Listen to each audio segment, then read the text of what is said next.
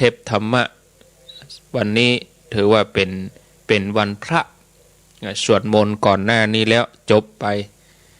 แล้วก็5 โมงก็มาเข้ารายการให้ญาติโยมฟังเห็นน้อยถ้าว่าบ่ได้ยินเสียงหายไปเลยก็เดี๋ยวญาติโยมเพิ่นจะถามหาแถมอย่างหนึ่งก็กึดถึงสถานีที่เปิ้นมอบเวลาให้โอ้เปิ้นเอาเวลาให้บางสถานีเปิ้นก็ให้เวลาตี 5 ถึง 7 โมงบางสถานีก็เอาเวลาให้ตั้งแต่ตี 2 ตี 3ก็อนุโมทนาหันความสำคัญของงานเผยแผ่พระพุทธศาสนาท่านผู้ฟังที่ติดตามรับฟังตั้งแต่เวลาตี 4ตะกี้ก็ท่านพระสาธิตธีระปัญโยสถาบันธรรมพิวัตรอำเภอแม่เมาะจังหวัดลำปาง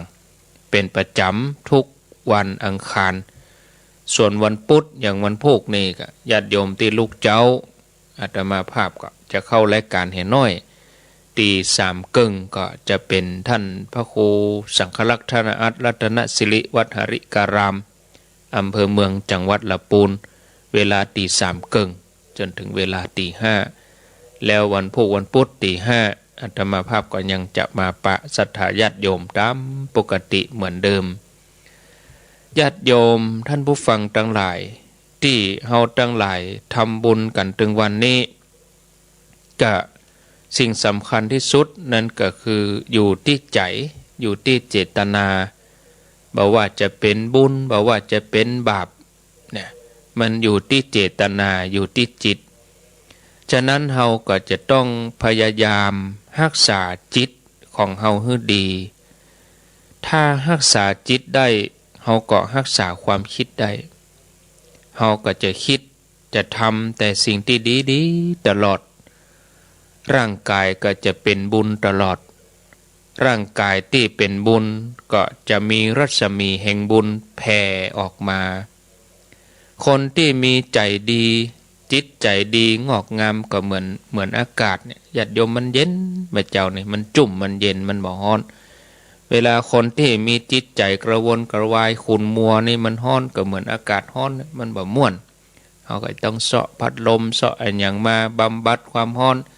แต่ถ้าคนที่มีใจบุญใจกุศลก็ใจดีเนี่ยมันจุ่มมันเย็น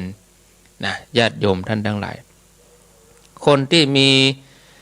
ใจดีคนที่มีจิตดีบ่มีความขุ่นมัวก็คือคนที่เป็นจิตเป็นกุศลญาติโยมเคยได้ยินเวลาเฮาไปร่วมงานศพพระเพิ่นจะสวดว่ากุศลธรรมาเนี่ยคือกุศลถ้าอกุศลคืออกุศลญาติโยมทั้งหลายรัศมีบุญก็จะออกมาทางหน้าตาเนาะหน้าตายิ้มแย้มแจ่มใสหน้าเข้าใกล้หน้าคบหานะก็จะมีเลือดฝาดเห็นเนาะผิวหน้านี่เปล่งปลั่งคือง่ายๆว่าคนที่เปิ้นใจบุญเนี่ยมันฟอกจากทางในญาติโยมท่านทั้งหลายเนาะมันฟอกจากทางในผิวพรรณดีนะรัศมีบุญเปล่งออกมานะรัศมีแห่งกุศลนั้นก็เปล่งออกมาหน้ากราบหน้าเข้าใกล้หน้าคบหาศรัทธาญาติโยมขอให้สังเกตนะเฮาสังเกตพอคนเฒ่าคนแก่บางคนบางท่านน่ะ60 70โอ้ลูกหลานเข้าหาก็โผกอดโอบกอดเนี่ยอบกอดข้างหลังกากอดข้างหน้ากาอย่ากอดกอดแข้งกอดขาเนี่ยพะเนาพะนออย่าอย่าลูกหลานเข้าใกล้อันนี้เพราะรัศมีแห่งบุญความน่าฮักของแม่ป้าแต่ถ้าว่าคนที่มีจิตใจโหดร้ายปากร้ายคนที่ชอบดุด่าว่ากล่าวคนที่มีอารมณ์ขุ่นมัวคนที่มีแต่ความโลภโมโทสันอยู่ในใจก็ห้องว่าคนที่เก็บบาปไว้ในตัวนัก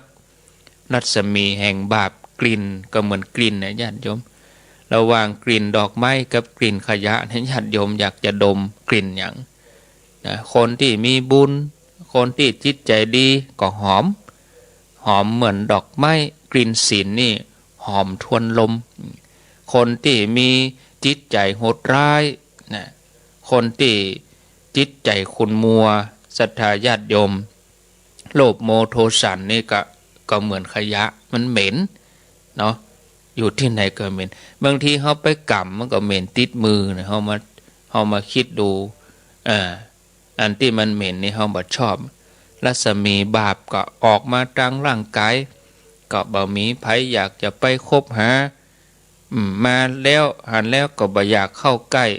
นะศรัทธาญาติโยมก็อันนี้คือว่าเป็นกลิ่นของบาปของอกุศลคนที่มีจิตใจขุ่นมัวนี่ก็เพราะว่าบ่มีรัศมีแห่งบุญนะบ่มีรัศมีแห่งความดีที่จะเข้าใกล้หน้าตาก็บึ้งตึงหน้าตาก็มองเศร้าอย่างที่โบราณเขาว่าหน้าบอกบุญบ่ฮับนะญาติโยมบึ้งอยู่หั่นบ่มีไผอยากเข้าใกล้ก็เลยกลายเป็นคนอาภัพโดดเดี่ยวกลายเป็นพ่อแม่ที่อาภัพลูกหลานก็บ่อยากเข้าใกล้คนเฒ่าก็โดดเดี่ยวศรัทธาญาติโยมลูกหลานก็บ่มีไผเข้าใกล้เพราะว่าขี้โคตรขี้มิ่งนะเมื่อเฮาทั้งหลายฮู้อย่างอี้แล้วเฮาก็ควรที่จะต้องเรียนรู้ศึกษาธรรมะให้เข้าถึงจิตถึงใจของตัวเฮาเวลาใดจิตใจเฮาเป็นบุญก็มันจุ่มเย็นเวลาจิตใจที่เฮาเป็นบาปมันก็เศร้าหมองฮ้อน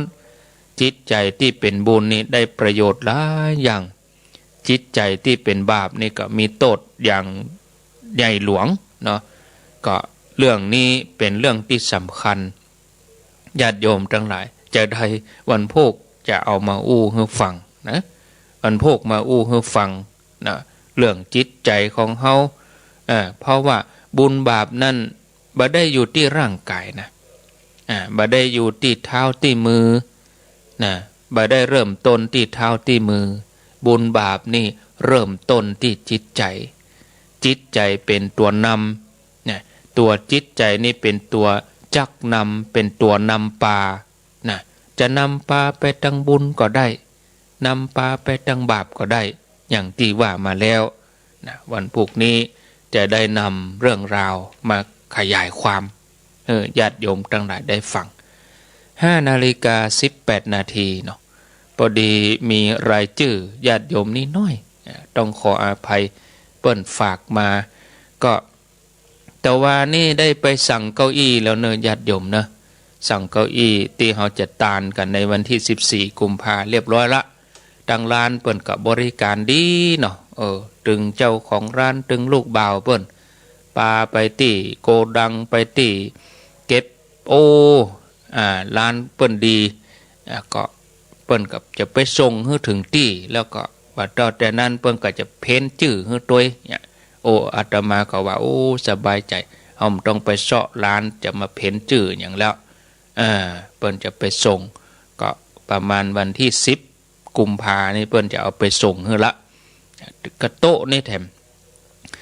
โต๊ะนี่ก็จะได้เป็นโต๊ะสแตนเลสแข็งแรงแล้วมันของเปิ้นค้างไว้เปิ้นว่าอันนี้ถ้าเอาไปที่อื่นนี่2,000 ปลายเนอะท่านเนอะประมาณ 2,300 แล้วถ้าร้านค้าทั่วไปเพิ่นก็เอามาวาง 2,500 แต่อันนี้ก็ไปมาเอาไปตานตัวยแล้วก็เอาไปใช้ประโยชน์ส่วนรวมเปิ้นก็ฮู้ก็เปิ้นก็คิดราคา 1,900 บาทโต๊ะสแตนเลสจัดดีแข็งแรงดีญาติโยมเนาะก็สั่งว่าอยู่20 ตัวเปิ้นก็จะเอาไปส่งในวันที่10ที่ม่อนพระศรีสองเมืองกันนั้นเขาก็เอาไว้ตั้งเอาไว้เนี่ยอย่างได้หมดนะโต๊ะเนี่ยเอาไปตั้งไว้สำหรับฉันเพลพระก็ญาติโยมจะเอาตั้งไว้ทำงานเวลาเอาไว้เขียนชื่อก็ตั้งลงทานก็เพราะมันเป็นสแตนเลสแข็งแรงตากแดดตากฝนได้แต่โต๊ะที่เขาใจตึงวันนี่มันเป็นขี้เมี่ยงกินเอาก็พ่นสีทับมันก็ขี้เมี่ยงก็มีตั้งในหันอยู่แต่อันนี้เป็นสแตนเลสเนาะก็แข็งแรงดีนะก็จะทานกันในวันที่14กุมภาแต่ว่าเนี่ยตมาก็ขึ้นไปคือกำลังใจไปเยี่ยมเยียนเป็นว่าพี่น้องตั้งห้องเคาะปุ่น บ้านห้องเคาะวังเหนือโอ้ผมเขาฟังท่านนะฟังตึงวันนะอาจารย์พันยงครูบาอาจารย์หลายๆตนปอหลวงดีเลขเขาเปิ่นไปแปลงเสวียนฮื้อเสวียนสารเสวียนเอาไว้ล้อมเก้าไม้อันนี้เอาไว้จัดการทางด้านสิ่งแวดล้อมก็เอาใบไม้ใบอย่างเขาก็แบบมีการเผานะไม่มีการเผาก็ใบไม้ก็เอาใส่ในเสวียนนั้นแล้วเบื้องก็จะเวียนกันมาเจียงไฮ้ก็จะมาแปลงละปูนก็จะมาแปลงฮื้ออีน่ะแต่ว่านี่ลำปางก็ขออนุโมทนาแทนพี่น้องศรัทธาตังเจียงใหม่เจียงไฮ้ตัวเนาะตัวแทนพี่น้องตังลำปางบ้านห้องเคาะวังเหนือก็จะได้ใครมาแหมก็มาเนอะ อาตมาจะไปกับวันที่14นี่มีงานตอดผ้าป่าเก้าอี้แล้วก็ตอดผ้าป่าดอกไม้แล้วก็จะไปก่อนงานประมาณวันที่11-12นี่อาตมาก็จะไปอยู่ปุ่นละเนาะที่ม่อนพระศรีสองเมืองนะญาติโยมท่านทั้งหลายก็ขออนุโมทนาวันนี้ก็จะไปทำกรรมอยู่วันนี้แต่ไปตอนบ่ายฉันเพลแล้วจะไปพอดีก็จะปรึกษาครูบาอาจารย์ก่อนนั้นแล้วก็ปรึกษาไปก่อนละแต่วันนี้ก็จะนัดช่างเปิ้นไปจะต่อเติมด้านหลังญาติโยมที่ไปม่อนพระศรีสองเมืองก็นึกภาพไปตัวเนาะด้านหลังที่ญาติโยมหลายท่านไปที่เฮาไปชงกาแฟกันที่มันเป็นเต็นท์แล้วก็ใกล้แทงน้ำหั่นหลายท่านก็เคยไปนอนหั่น เคยไปนอนหั่นก็มีหลายท่านก็เคยไปนั่งจัดดอกจัดอย่างที่หั่นด้านนั้นก็จะต่อเติมออกไปโดยมีที่มุงแข็งแรงมีเสามีอย่างกออันอย่างแล้วก็อันนั้นจะเอาไว้สำหรับเก็บเก้าอี้แล้วก็เก็บครัวเนาะกำนั้นก็เขาจะมีที่เก็บครัวเก็บเก้าอี้เป็นยูเป็นสัตว์เป็นสลัดเป็นไม้กวาดเนี่ยเอาไว้ห่มถ้าเอาตากฝนตากแดดมันก็จะพัวเนาะสลัดไม้ยูต่างๆอันนั้นจะเอาเก็บอุปกรณ์แล้วก็ดีนะศรัทธาญาติโยมท่านสาธุชนก็ช่างก็จะเริ่มแปลงก็ยังได้ก็จะฮื้อตันในวันที่14นี้นะเพราะว่าเขาตานแล้วเขาก็ขนเข้าไปไว้ในหันอีเนาะก็เก้าอี้ที่มีอยู่ตั้งนอกมันก็จะมาเกะกะละในก็ปัจจัยตัวนี้ก็ที่ญาติโยมเขาร่วมกันเข้ากำนะกะญาติโยมเขาห้อมเข้ากำญาติโยมเขาทวมร่วมบุญมาเขาก็สร้างไปแปลงไปก็ปัจจัยเข้ากำนั้นได้ที่เขาปรับที่จอดรถตุยนะที่จอดรถตังลุ่มนะญาติโยมสังเกตเมื่อก่อนเขาไปมันเป็นโมงเป็นยังเนาะที่จอดรถกีดนะที่จอดรถกีดเดี๋ยวนี้โอ้จอดรถได้สบายญาติโยมท่านทั้งหลายอันนั้นก็ตึงต่อตึงดินตึงเครื่องจักรก็เอาไปปัจจัยของญาติโยมเขานั่นแหละนะแล้วแถมส่วนหนึ่งเขาก็จะเอามาปรับปรุงภูมิทัศน์ซื้อดอกไม้ประดับประเด็นนี้เขาจะเริ่มต้นตั้งหน้ากันเริ่มตั้งหน้าก็วัน2 วันนี่นะญาติโยมปรับปรุงภูมิทัศน์ญาติโยมไปก็จะหันความเปลี่ยนแปลงไปทุกครั้งบางทีมันยุดอยู่ที่เก่าญาติโยมไปโอ้เปลี่ยนแปลงใหม่รู้นี่ญาติโยมเนาะก็เชิญชวนเขาไปกันในวันที่14 กุมภากิจกรรมก็มีวันค่ำแต่งานกำหนดก็บ่าย 2แต่ท่านญาติโยมเขาจะไปเมื่อไงก็ตึงตานได้ญาติโยมเขาไปปลูกต้นไม้แล้วก็จะมีการปลูกต้นไม้พุทธประวัติด้วยนะก็ตั้งแต่วันพุธวันฮือไปเวลา5:00ก็จะนำเรื่องราวต้นไม้ในพุทธประวัติเอามามาเล่าพระเจ้าไปจำพรรษาที่ไหนแล้วก็พระองค์ตรัสรู้ต้นไม้จื่อหยังเนี่ยแล้วก็ต้นไม้เหล่านี้เขาจะคัดสรรอันที่จะเอาไปปลูกได้ก็จะเอาไปปลูกที่ม่อนพระศรีสองเมืองเพื่อเป็นศูนย์การเรียนรู้ว่าอันนี้ต้นไม้นี้รู้มีแผ่วต้นสะปะต้นจิกต้นสาระต้นอย่างนั้นก็เดียวก็จะเอามาให้ฟังเนาะข้างแถม5-6 นาทีก็มีรายชื่อญาติโยมเปิ้นเอามาแต่ว่าวันเสาร์นี้ยายทองแถมวงสินทุวิเศษร้อยตำรวจตรีสุจักรพรหมเสนพร้อมครอบครัวล้านอาภากรรถไถบรรสริมังคลาจารย์เปิ้นร่วมทำบุญที่4 2 เมือง500 บาทบำรุง สถานี500 บาทแล้วก็ถวายมาแถม 1,000 บาทรวมเป็น 2,000 บาทอนุโมทนากับครอบครัวของยายทองแถมวงสินธุวิเศษเนออนุโมทนาเนาะนายทวีศักดิ์นางแสงแก้วปากหวาน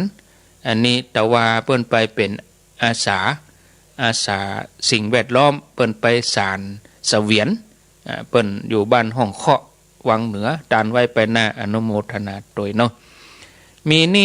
นี่ประมาณ20 กว่าซองก็ขอเวลาหน่อยศรัทธาญาติโยมก็มาอ่านกระดินพอกหางหมูเนาะป่อระนองแม่แก้วพาแก้วชายาพร้อมลูกหลานบ้านสองแควนะสองแควโดยรอเฮานี่นะฟังอยู่ก็ว่าไปวัดบนละกระโบหูเปิ้นร่วมบุญเป็นโต๊ะตานโต๊ะมาเนอะ200 บาทอนุโมทนาอาจารย์มณี